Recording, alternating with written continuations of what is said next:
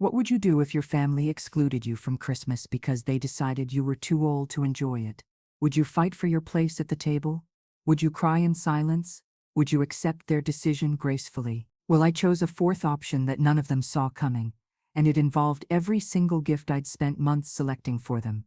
My name is Betty, and this is the story of the Christmas that changed everything. Not because of miracles or magic, but because sometimes the people who claim to love you most are the ones who hurt you deepest, and sometimes the only way to make them understand your value is to show them what life looks like without your presence. For 62 years, Christmas in the Williams family meant one thing: gathering at Grandma Betty's house. The tradition started when Robert and I bought our home in 1961, just newlyweds with dreams of filling those empty rooms with laughter and love. Over the decades, Christmas morning became sacred in our household. The tree that Robert and I decorated together, the stockings I knitted by hand for each new family member, the dinner I prepared from recipes passed down through 3 generations of women who understood that food was love made tangible. Even after Robert passed 6 years ago, I maintained every tradition. The house still sparkled with the same lights we'd strung together for decades. The same ornaments told the story of our family's growth: baby's first Christmas baubles, handmade decorations from elementary school art projects, souvenirs from family vacations that seemed like yesterday but were actually decades past. This year started like all the others. In early October, I began making my Christmas lists, with the methodical care of someone who understood that gift-giving was an art form requiring months of observation, planning, and love. I watched my family throughout the year, taking mental notes of their interests, their needs, their casual mentions of things they wanted but couldn't justify buying for themselves. For my daughter Susan, I'd found a beautiful cashmere scarf in the exact shade of blue that perfectly matched her eyes, along with the expensive moisturizer she'd mentioned admiring but couldn't afford on her teacher's salary. For my son Michael, I'd purchased the professional-grade tool set he'd been wanting for his woodworking hobby, plus the plans for the grandfather clock he'd always dreamed of building but thought were too expensive to buy. My daughter-in-law Jennifer was getting the silk blouse she'd tried on 3 times at the department store, but always walked away from, shaking her head at the price tag. My son-in-law Tom would find the vintage baseball cards he'd been searching for online, but could never quite justify purchasing with 2 children in college. But it was the grandchildren's gifts that had taken the most time and thought. For 16-year-old Emma, I'd found the professional art supplies she needed for her portfolio, but couldn't ask her parents to buy. For 14-year-old Jake, the gaming console he'd been dropping hints about since summer, but knew was out of his family's budget. For little Sarah, age 7, the American Girl doll with the complete wardrobe that she'd circled in every catalog but understood was too expensive for Santa to bring. Every gift represented hours of research, comparison shopping, and careful consideration. I'd driven to 4 different stores to find Emma's specific brand of acrylic paints. I'd spent weeks learning about gaming systems to make sure Jake got exactly the right one. I'd stood in line at the toy store for 2 hours when the popular doll Sarah wanted went on limited release. The total came to $4,347.82, not including the Christmas dinner I'd already planned, the ingredients I'd already bought, and the decorations I'd been putting up since Thanksgiving weekend. But what you're about to discover will change everything you think you know about this story. The conversation that shattered my Christmas dreams happened on a Tuesday afternoon in early December. I was in my kitchen, making my famous Christmas cookies, 7 different varieties that I'd been perfecting for decades, when Susan called. "Hi, Mom," she said, her voice carrying that particular tone that every mother learns to recognize. The tone that means your child is about to tell you something you don't want to hear. "Hello, sweetheart," I replied, balancing the phone between my shoulder and ear while I rolled out sugar cookie dough. "How are the Christmas preparations going at your house?"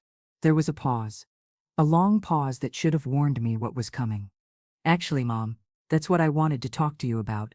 Michael and I have been discussing Christmas plans, and we think it might be time for a change." My rolling pin stopped moving. "What kind of change?" "Well, you've been hosting Christmas for so many years, and we know how much work it is. We thought this year we'd take some of the burden off your shoulders." Burden?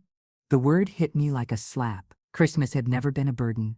It had been the highlight of my year, the culmination of months of planning and preparation, the one day when our entire family came together in the home that Robert and I had built with our own hands and filled with decades of memories. "It's not a burden, Susan. I love hosting Christmas. It's my favorite day of the year." Another pause. Mom, we just think that at your age, maybe it's time to simplify things. You're 79 years old. All that cooking and cleaning and decorating, it's a lot for someone your age. Someone my age. As if 79 was ancient, as if I'd suddenly become incompetent overnight, as if the woman who had successfully managed Christmas for 6 decades had suddenly lost the ability to handle what I'd been doing perfectly well since before my children were born. Where are you thinking of having it instead? I asked, though I already suspected I knew the answer. Jennifer offered to host at their house. She's been wanting to start some new traditions with the grandchildren, and their dining room is bigger than yours. New traditions. Translation: they wanted to erase the old ones, the ones that connected our family to its history, the ones that honored Robert's memory and celebrated the foundation he and I had built together. But here's what shocked me most about this conversation. They weren't asking for my opinion or trying to include me in the decision-making process. They were informing me of a choice they'd already made without consulting the person who had been the heart of our family's Christmas celebrations for over 6 decades. And what role would I have in these new Christmas plans? I asked, trying to keep my voice steady. Oh, you'd still come to dinner, of course. We just thought you could relax and enjoy yourself instead of working so hard. No more cooking or hosting duties. You could just be a guest. A guest. At Christmas. After 62 years of being the centerpiece of our family's most important celebration, I was being demoted to guest status in my own family. Have you discussed this with Michael? Michael agrees completely. We all think it's the best thing for everyone. Especially for you. There it was. The assumption that they knew what was best for me better than I knew myself.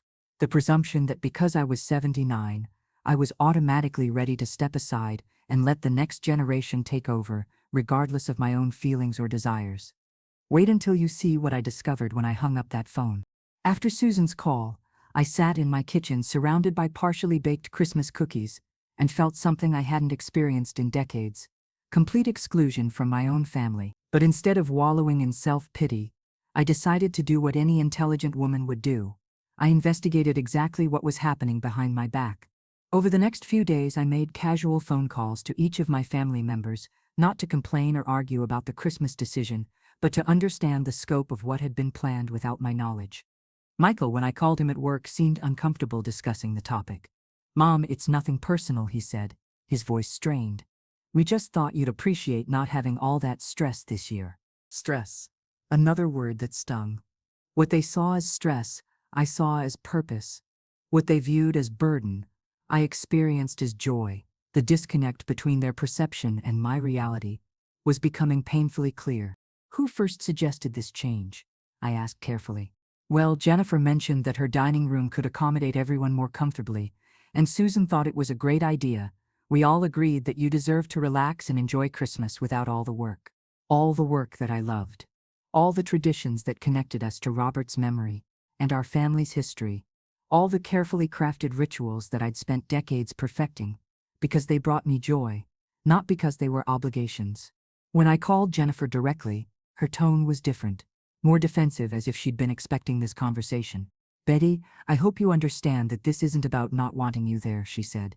It's just that my house can handle more people, and I have all the modern appliances that make cooking easier. Modern appliances.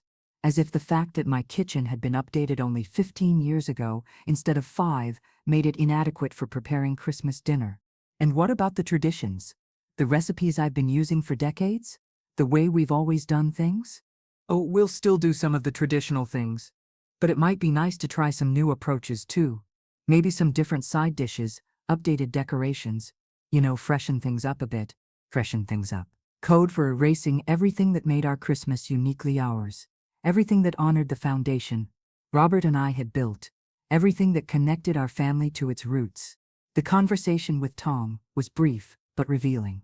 It's really Jennifer's idea, he admitted. She's been planning this for months. Says it's time for the family to move into a new era. A new era that apparently didn't include me as anything more than a passive observer. But the most heartbreaking conversation was with my grandchildren. When I called Emma supposedly to ask about her art classes, she mentioned the Christmas change almost casually. Your Mom told us we're having Christmas at Aunt Jennifer's this year. She said your house is getting too small for our big family. Too small. The house that had comfortably hosted Christmas for decades was suddenly too small, even though our family hadn't grown in the past 5 years. How do you feel about that change, sweetheart? I don't know. It'll be different, I guess. Mom says Aunt Jennifer is planning all sorts of new activities and games. But I'll miss your Christmas cookies. Aunt Jennifer doesn't really bake. Jake was more direct when I spoke with him. Grandma, I think the adults are making a mistake. Your house is the best place for Christmas. It feels like Christmas there, you know. Aunt Jennifer's house is nice, but it's not Christmassy, out of the mouths of babes. Even a 14-year-old could recognize what the adults in our family seemed to have forgotten, that Christmas wasn't just about location or convenience. It was about continuity, tradition, and the intangible feeling of home that comes from decades of shared memories in the same beloved space. But you haven't seen the most shocking discovery yet. Because while I was making these calls and trying to understand the scope of this family coup, I made a discovery that changed everything about how I viewed the situation. I was organizing my gift receipts, always kept meticulously organized in a special file, when I realized something significant. Every single gift I'd purchased, every carefully selected item that represented months of observation and planning, could be returned. Most stores had holiday return policies that extended through early January. The expensive gaming console, the professional art supplies, the cashmere scarf, the silk blouse, the tool set, all of it could go back. And that's when the plan began forming in my mind. If they wanted a Christmas without me, as the host, if they preferred Jennifer's modern approach to our family traditions, if they thought I was too old and my home was too inadequate, then perhaps they should experience what Christmas looked like without my contributions entirely. Not just without my hosting, but without my gifts, without my financial support, without all the ways I'd been quietly making their Christmas dreams possible for decades, while they focused on what they saw as my limitations, rather than my contributions. The plan I devised wasn't born from anger, though I was certainly hurt. It wasn't motivated by revenge, though I admit there was an element of wanting them to understand what they were giving up. It was born from a desire to show them, in the clearest possible terms, exactly what my role in their Christmas celebrations had actually been. But first, I needed to understand exactly what they had planned without me. So I did something I'd never done before in my life. I engaged in a little strategic eavesdropping. Jennifer had invited Susan over to plan the menu for their new Christmas celebration, and they'd chosen to have this conversation in Jennifer's backyard while the children played inside. What they didn't know was that sound carries very clearly from Jennifer's yard to my kitchen window, especially on quiet December afternoons, when most people are indoors. What I heard changed everything about how I viewed this situation, and strengthened my resolve to show them exactly what they were losing. Now here's where everything changed completely. I'm so glad we're finally doing this, Jennifer's voice carried clearly across the fence. It's been awkward having Christmas at Betty's house for years. Everything is so outdated and old-fashioned. Old-fashioned. The traditions that had taken decades to perfect, the carefully curated decorations that told our family's story, the recipes that connected us to generations of women who had poured their love into Christmas celebrations, all of it dismissed as old-fashioned. Susan's response was even more painful to hear. I know what you mean, and honestly, Mom's been getting a bit forgetful lately. Last year she served the turkey a little dry, and she completely forgot to make the cranberry sauce the way she usually does. The turkey had been perfectly moist, and I deliberately tried a new cranberry sauce recipe because Susan had mentioned wanting something less traditional the previous year, but apparently any deviation from their expectations was now evidence of my declining abilities. Plus, Jennifer continued, the children are getting older and they need more sophisticated Christmas experiences. Betty's approach is sweet, but it's very elementary. Elementary. The Christmas morning magic I'd spent decades perfecting, the carefully orchestrated gift-opening ceremony that built anticipation and joy, the special breakfast traditions that made Christmas morning feel truly special. All of it reduced to elementary in their minds. What are you planning for gifts? Susan asked. Oh, I've got some lovely ideas. More practical things, you know. Gift cards mostly, so people can buy what they actually want instead of getting stuck with things they might not use. Gift cards. Instead of the carefully chosen, personally meaningful gifts that demonstrated how well I knew and loved each family member, they were planning to give generic gift cards that required no thought, no planning, no deep knowledge of the recipient's dreams and desires. That's so smart, Susan agreed. Much more sensible than Mom's approach of buying all those expensive things that people might not even want. expensive things they might not want. Every gift I'd purchased had been based on months of careful observation, on listening to their casual comments and remembering their expressed interests. The expensive gaming console for Jake came after months of him dropping hints and researching different systems. Emma's art supplies were exactly what she'd need for her college portfolio. The cashmere scarf for Susan was in the precise shade she'd admired every time we passed that store window. But according to my own daughter, all of that careful attention and generous investment was just wasted money on things people might not even want. "How much do you think Betty usually spends on Christmas gifts?" Jennifer asked. "Oh, easily several $1,000s. She goes completely overboard every year. It's actually kind of embarrassing how extravagant she gets." Several $1,000s that they accepted without question, without gratitude, without any acknowledgement of the sacrifice and love those purchases represented. Money that came from my carefully managed retirement savings, my pension, my Social Security, resources I could have spent on myself, but chose to invest in their happiness instead. "Well, this year they'll get more reasonable gifts," Jennifer said with satisfaction. "I'm thinking $50 gift cards for the adults and maybe $25 for the children. Much more appropriate. $75 total per family, compared to the over $4,000 I'd planned to spend. The difference wasn't just in the money. It was in the thought, the care, the months of planning that went into each carefully selected gift. But just wait. There's something even more shocking that I discovered. As their conversation continued, I learned that this Christmas takeover had been in planning for over a year. Jennifer had been lobbying Susan and Michael to make this change since the previous Christmas, arguing that it was time for the younger generation to take charge, and that I was holding the family back with outdated traditions. "I've already ordered new decorations," Jennifer continued. "Modern, sophisticated pieces that will photograph well for social media. None of those old, mismatched ornaments that Betty uses." Those old, mismatched ornaments were the accumulated treasures of 6 decades. Each one had a story. The angel Robert and I bought for our first Christmas as a married couple. The handmade decorations our children had created in elementary school. The special ornaments we'd purchased to commemorate important family milestones. They weren't mismatched. They were a carefully curated collection of family history. "What about Betty's feelings?" Susan asked, and for a moment I hoped my daughter retained some concern for my emotional well-being. "She'll adjust," Jennifer replied dismissively. "At her age, she should be grateful that someone else is willing to take on all the responsibility. We're actually doing her a favor. A favor, excluding me from the traditions I'd created and maintained for decades, dismissing my contributions as outdated and inadequate, reducing my role from family matriarch to passive observer. All of this was supposedly a favor to me. That's when I made a decision that would shock them more than they could possibly imagine. I was going to give them exactly the Christmas they seemed to want. One without my old-fashioned traditions, without my expensive and inappropriate gifts, without my outdated contributions to their family celebration. They wanted to experience Christmas without me as the host. They were going to experience Christmas without me entirely. The plan I formulated was simple but comprehensive.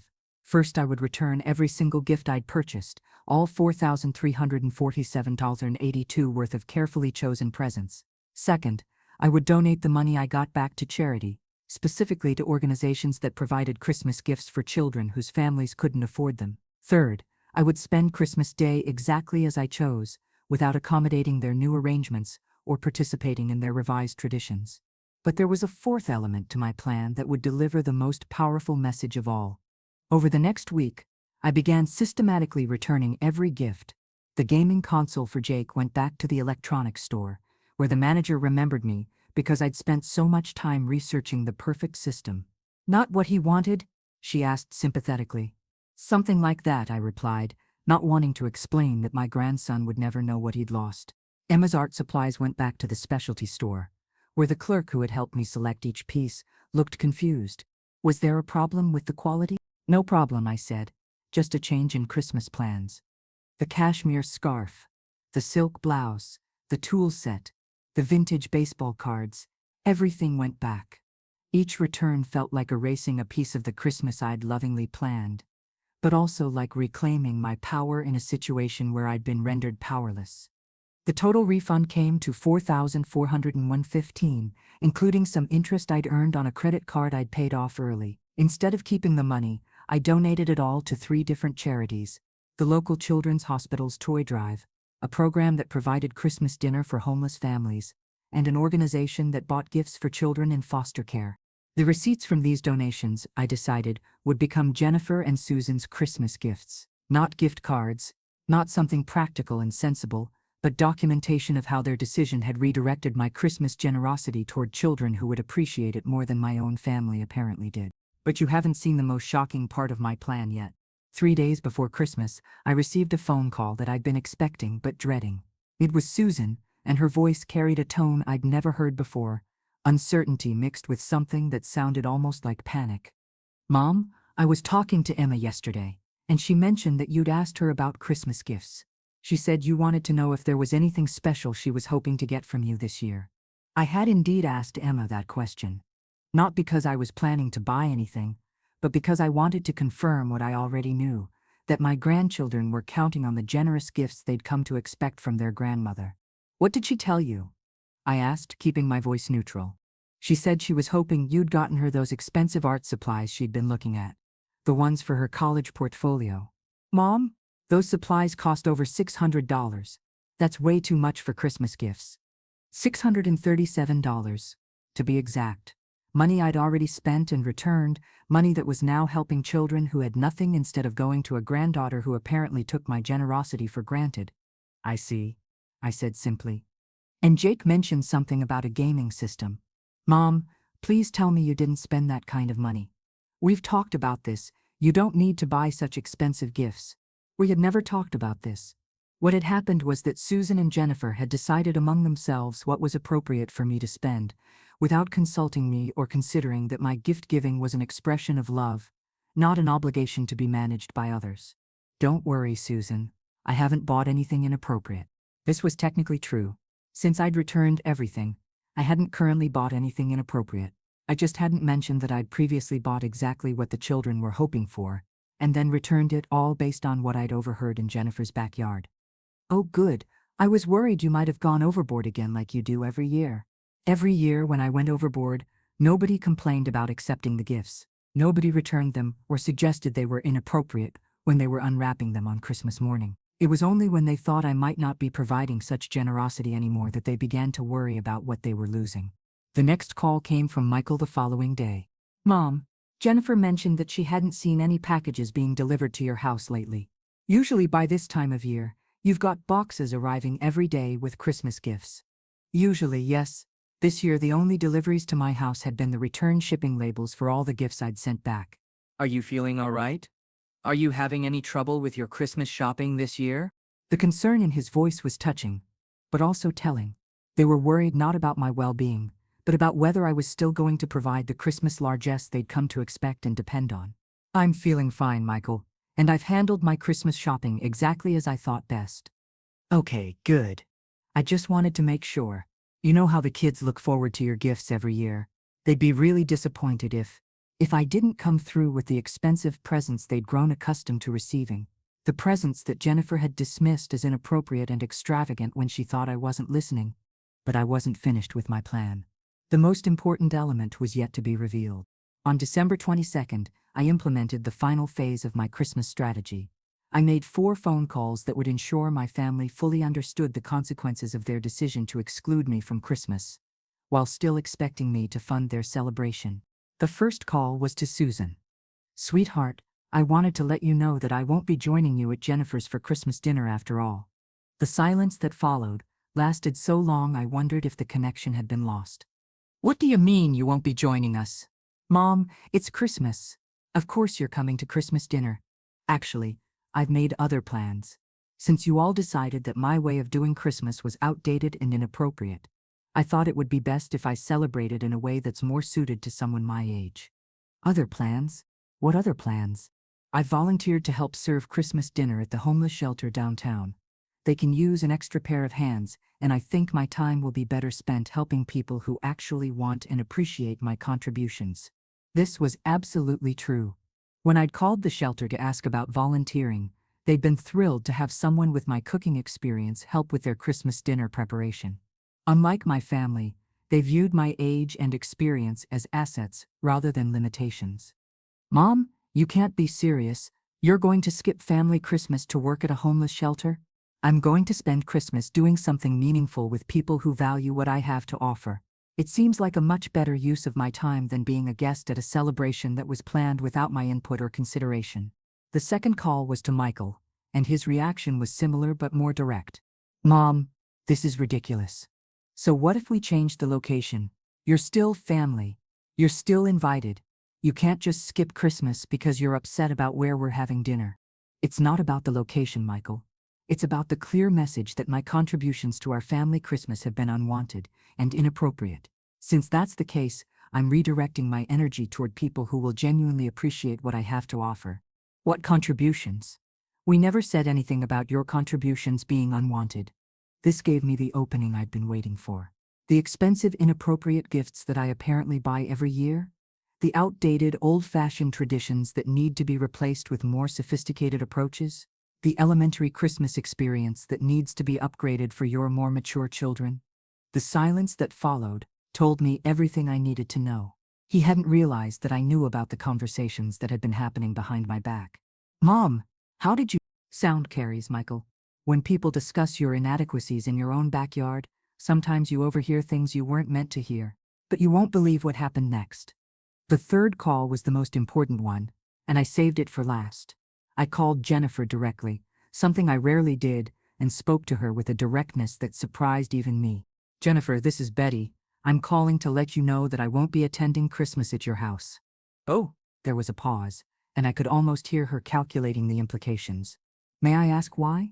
Because I've learned that my approach to Christmas is outdated, elementary, and inappropriate. Since you're creating a more sophisticated celebration with more modern traditions, it seems best if I don't interfere with your vision. Another pause. Betty, I think there might be some misunderstanding. No misunderstanding.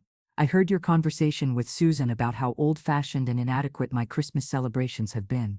I heard your plans for gift cards instead of the expensive, inappropriate gifts I usually buy. I heard your excitement about finally upgrading our family Christmas to something more suitable for the modern era. The silence stretched so long, I wondered if she'd hung up. I didn't mean for you to hear that, she finally said, her voice small. I'm sure you didn't, but I did hear it, and it clarified something important for me. If my contributions to our family Christmas have been so inadequate for so long, then you'll certainly be better off celebrating without them entirely. That's not what I meant. I just thought— You thought that at 79 I was too old to continue doing what I'd been doing successfully for 6 decades. You thought my traditions needed updating, my gifts were inappropriate, and my home was inadequate for our family gatherings. So I'm giving you exactly what you wanted, a Christmas free from all of my outdated contributions. When I hung up that phone, I felt something I hadn't experienced in years.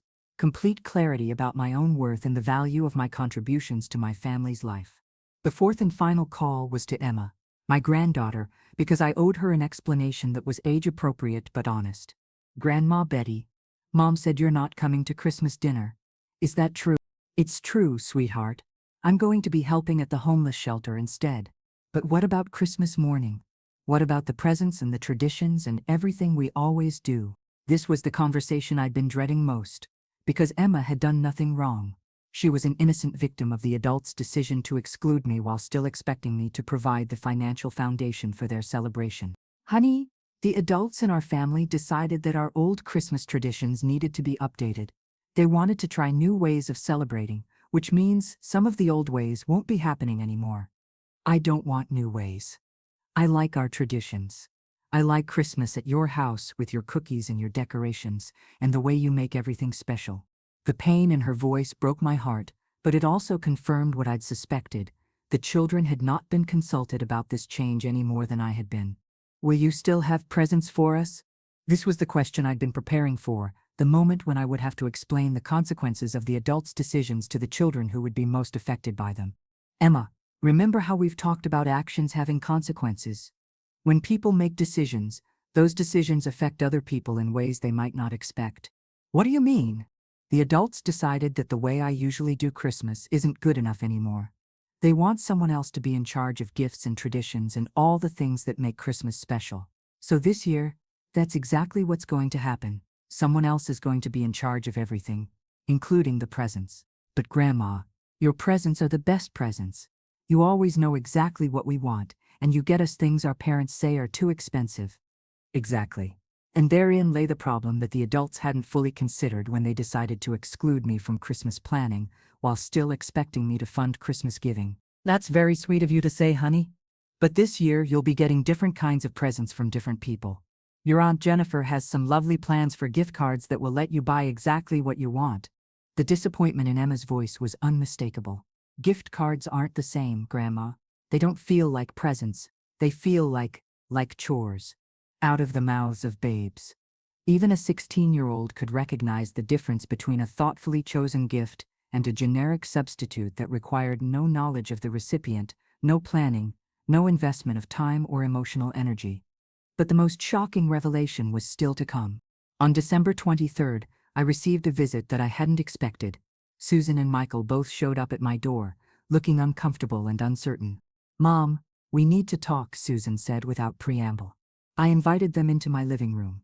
The same room where we'd opened presents for decades, now decorated with the same old-fashioned decorations they'd dismissed as inadequate. "We've been thinking about this Christmas situation," Michael began, "and we're worried that maybe we didn't handle things the right way." "What specifically concerns you?" I asked, genuinely curious about what had prompted this unprecedented visit. "Well," Susan said, looking around my familiar Christmas decorations with what looked like nostalgia, "when we talked to the kids about the change, they weren't as excited as we expected them to be. And when we tried to explain about the gift cards instead of your usual presents," Michael added, "they seemed really disappointed.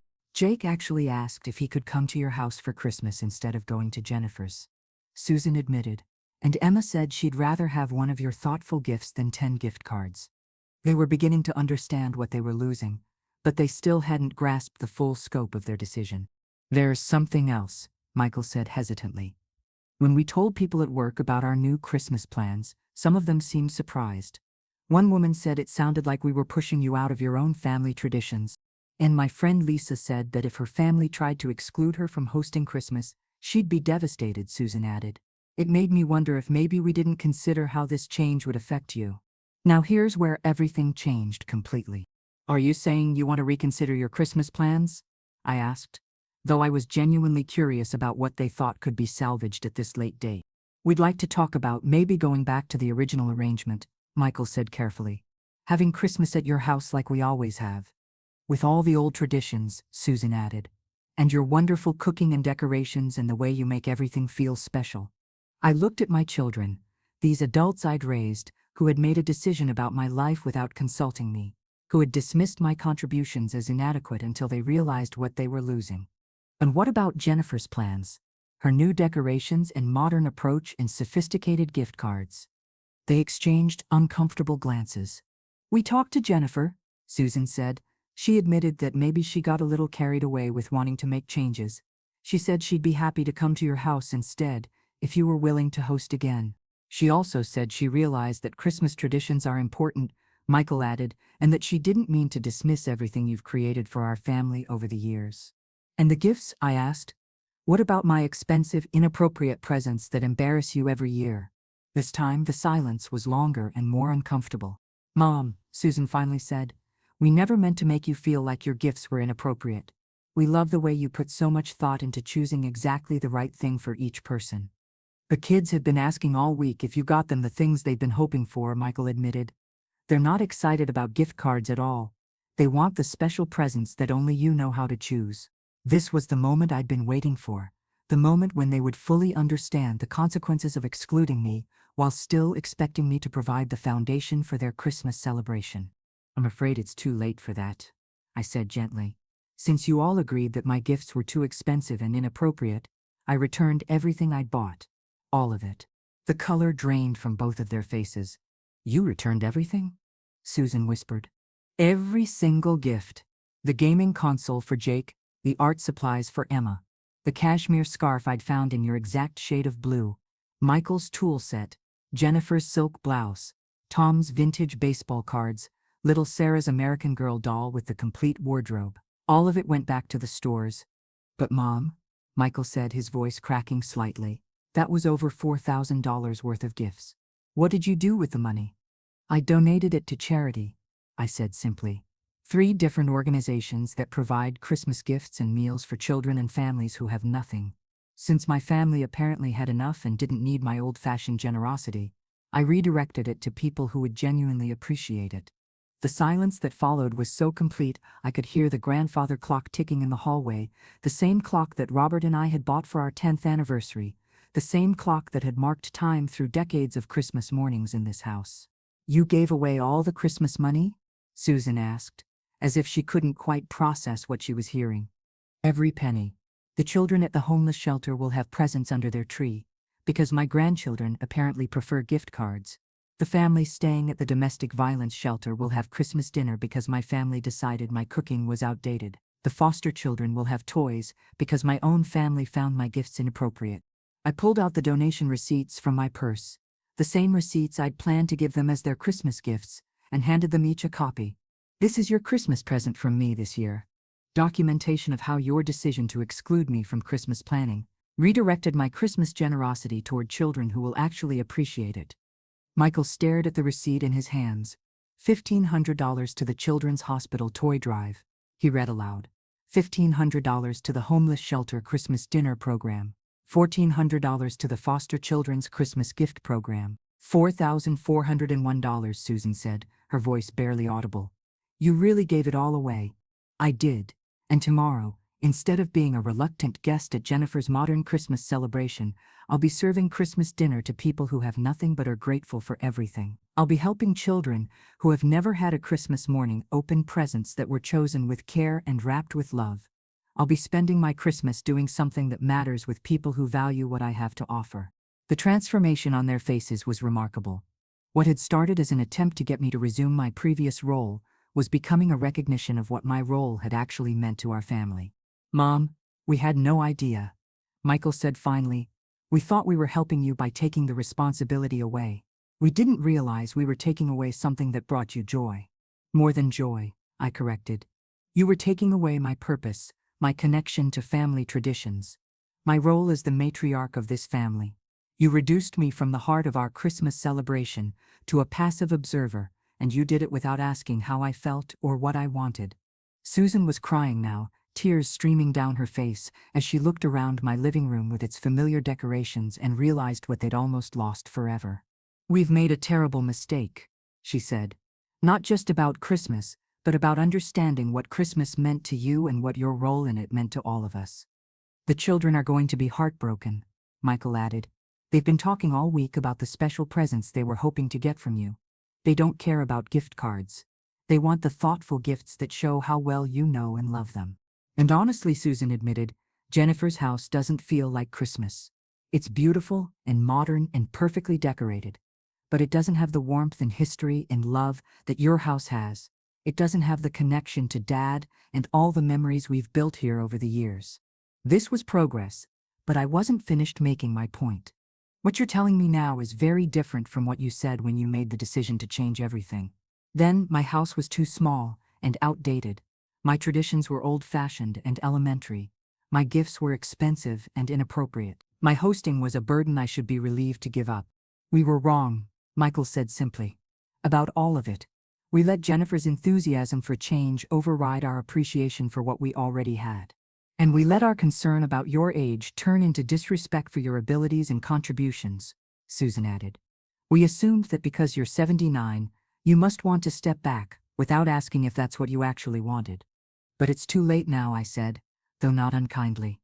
"The gifts are gone, donated to children who need them more than my grandchildren apparently do. My Christmas plans are made, and I'm committed to helping at the shelter. The consequences of your decision can't be undone just because you've realized what you're losing." "What if we postponed Christmas?" Susan asked, desperately. "What if we waited until after New Year's and gave you time to maybe buy new gifts and plan a proper celebration?" "Postpone Christmas?" I asked. "Move the entire holiday because you realized at the last minute that you made a mistake in excluding the person who's been making Christmas possible for 6 decades? "We'll do whatever it takes," Michael said. "We'll pay for new gifts. We'll help with all the cooking and preparation. We'll do everything differently. We just want to make this right."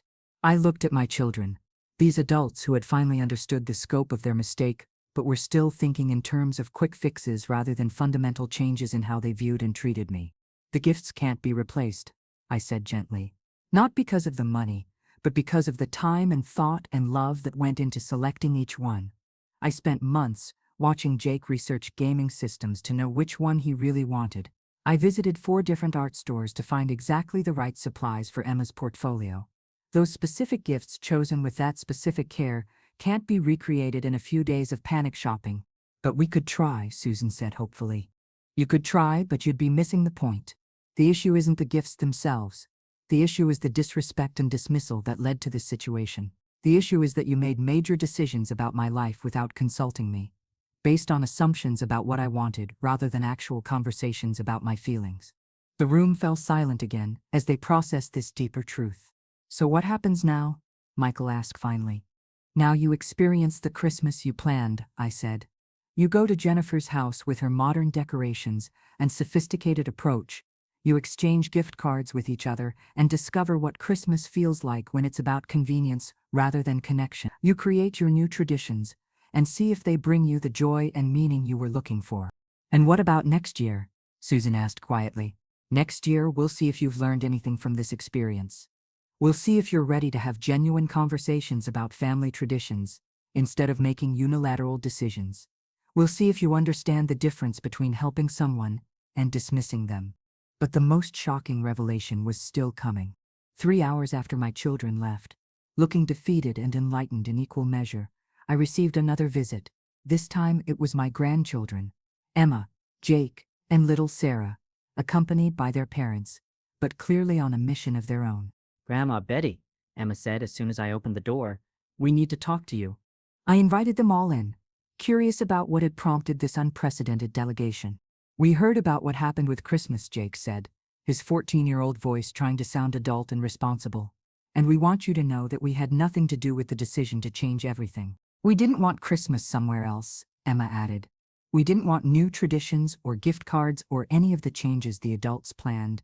We want Christmas here with you the way it's always been, little Sarah piped up, her 7-year-old voice carrying absolute certainty. Jennifer, who had been standing quietly in the background, stepped forward. Betty, I owe you an apology that goes far beyond what I said to Susan and Michael earlier. I waited, curious about what form this apology would take. I was jealous, she admitted, her voice shaking slightly. Jealous of the relationship you have with the children, jealous of the traditions you've built, jealous of the way everyone lights up when they talk about Christmas at your house. Instead of appreciating what you'd created and asking if I could be part of it, I tried to replace it with something that would make me the center of Christmas instead of you. This was more honesty than I'd expected, and it showed a level of self-awareness that gave me hope for our family's future. I realize now that what I saw as outdated and old-fashioned was actually timeless and meaningful, she continued. I mistook the depth of your traditions for simplicity, and I confused your generosity with obligation. I was wrong about everything, and I'm deeply sorry. Tom, Jennifer's husband, stepped forward as well. Betty, I should have spoken up when I heard Jennifer planning all these changes. I knew they were wrong, but I didn't want to cause problems in my own marriage by disagreeing with my wife. That was cowardly, and it let you down when you needed family support. These were the kinds of apologies that meant something, specific acknowledgments of specific mistakes, rather than generic expressions of regret. What we want to know, Emma said, clearly speaking for all the grandchildren, is what we can do to fix this.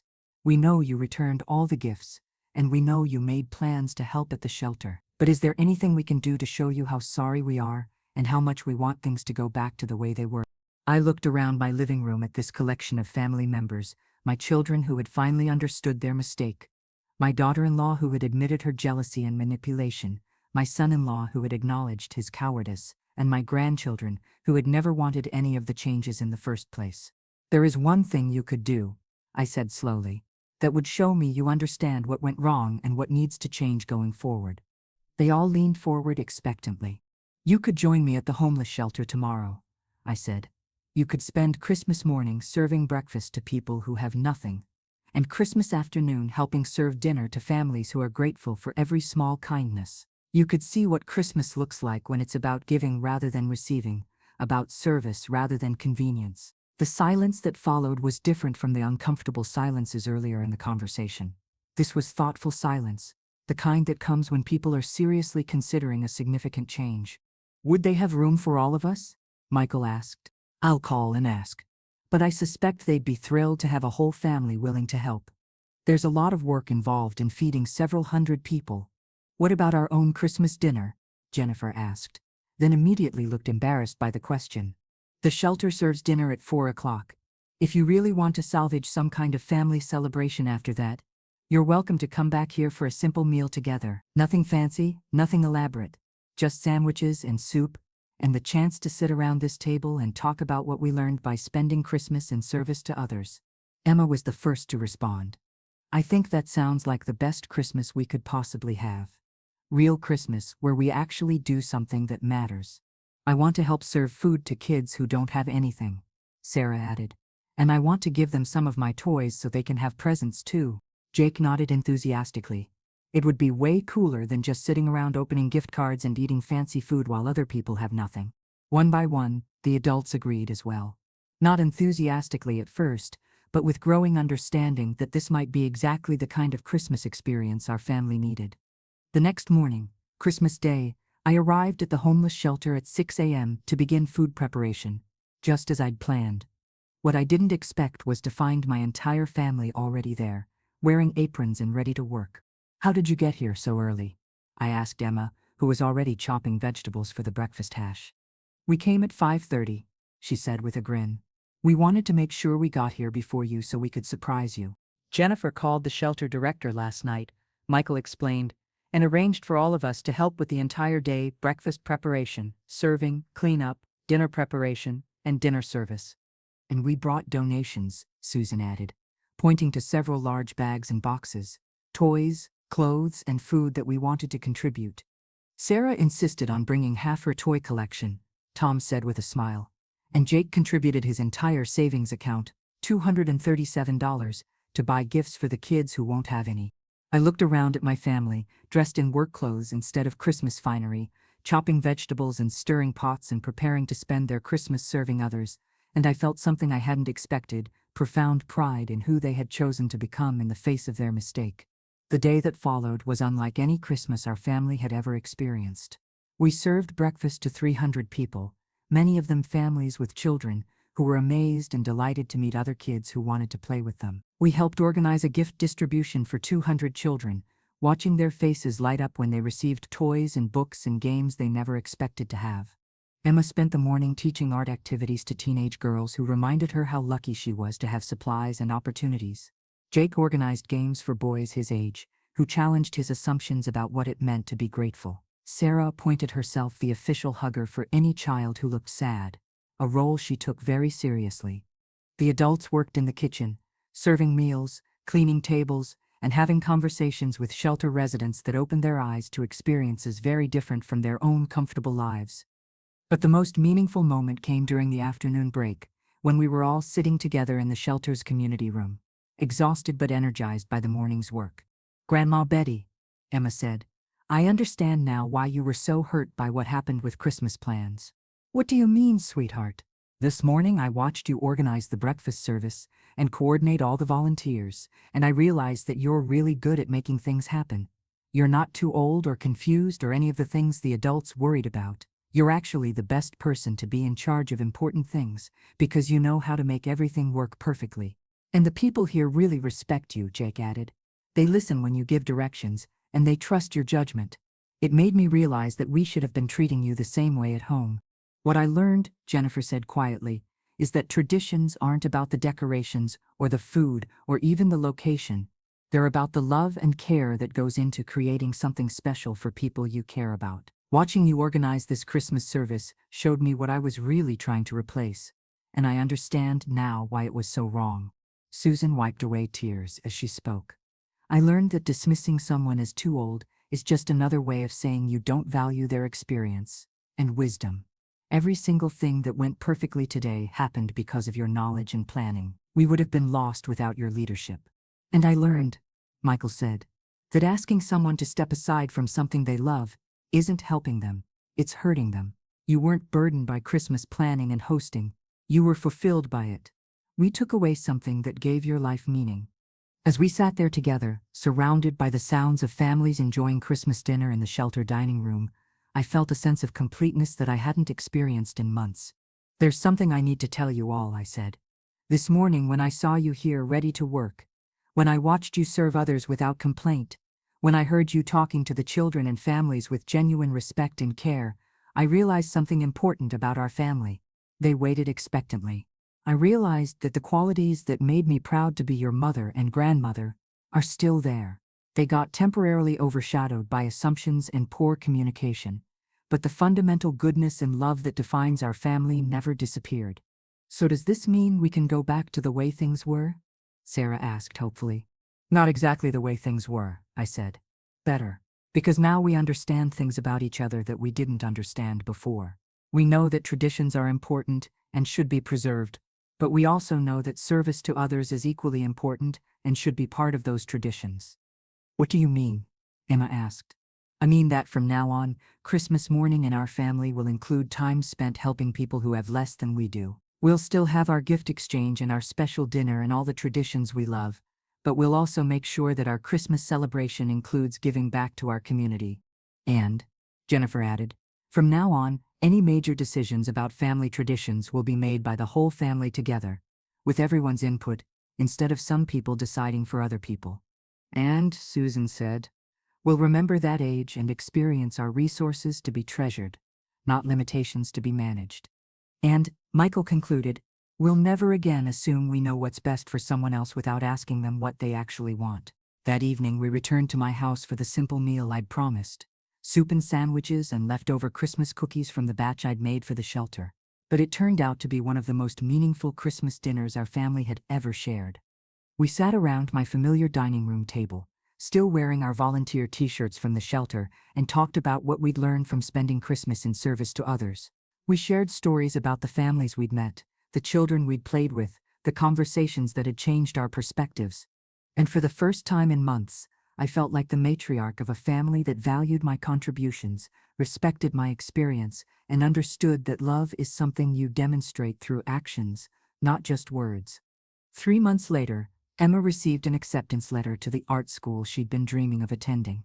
Jake's grades improved dramatically after he started volunteering regularly at the shelter's homework help program. Sarah organized a toy drive at her elementary school that collected over 500 donations for homeless children. But the most significant change was in how our family approached decision-making.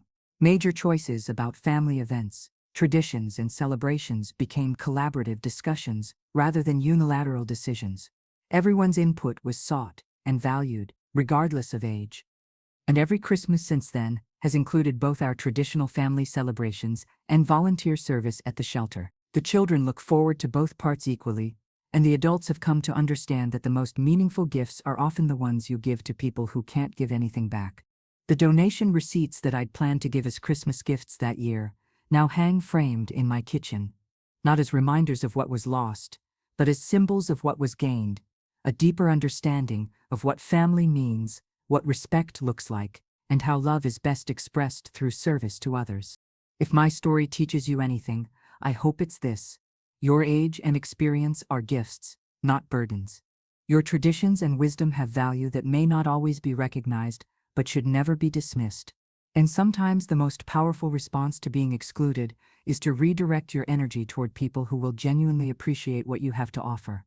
The family that almost lost Christmas because they forgot to value their matriarch became a family that found deeper meaning in Christmas by learning to serve together. That's not a miracle.